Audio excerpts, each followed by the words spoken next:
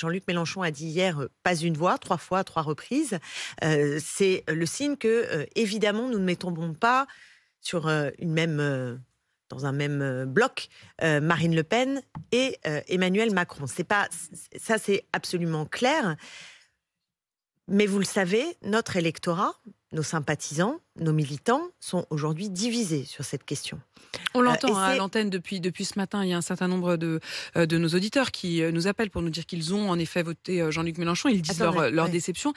Mais pour certains, ils disent je vais quand même voter Marine Le Pen, presque parce qu'ils sont tellement anti-macronistes qu'il vaut mieux voter. Mais je l'entends, mais c'est le problème devant lequel nous sommes. Moi, si vous voulez, l'extrême droite, en tant que d'abord élue d'un département de Seine-Saint-Denis qui sera la première cible de l'extrême droite, Marine Le Pen alliée à Zemmour. Vous savez à quel point il a ciblé les populations de la Seine-Saint-Denis. Donc moi, le projet antisocial de Marine Le Pen, parce que c'est un projet antisocial, il faut quand même l'avoir en tête. Tout ce que nous avons proposé, de taxer les dividendes, d'augmenter le SMIC, etc., il n'y a rien dans le programme de Marine Le Pen qui va permettre d'améliorer concrètement les conditions de ceux et celles qui souffrent le plus dans notre pays. Non, il y a une chose, c'est la colère. C'est la colère. Oui, mais là, je vous dis mon analyse de Marine Le Pen, c'est ça. Et le racisme. Le racisme comme boussole, et comme boussole concrète dans les mesures qui vont être prises. Jusqu'à dire, on va interdire le voile. Interdire le voile, ça veut dire la guerre civile demain matin. C'est pas possible. C'est pas possible. Donc, imaginez que l'extrême droite puisse accéder au pouvoir en France.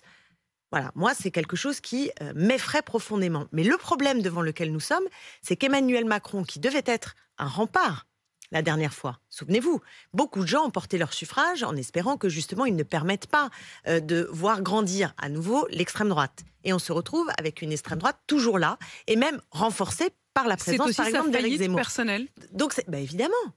Et là, moi, je suis très inquiète parce qu'il nous met en danger. Quand, par exemple, il propose la retraite à 65 ans, vous croyez quoi? Quel effet ça va avoir? Il ne protège pas la France de la mainmise potentielle de l'extrême droite sur l'État français. Et ça, c'est extrêmement inquiétant. En plus, la colère, le mépris, l'arrogance d'Emmanuel Macron.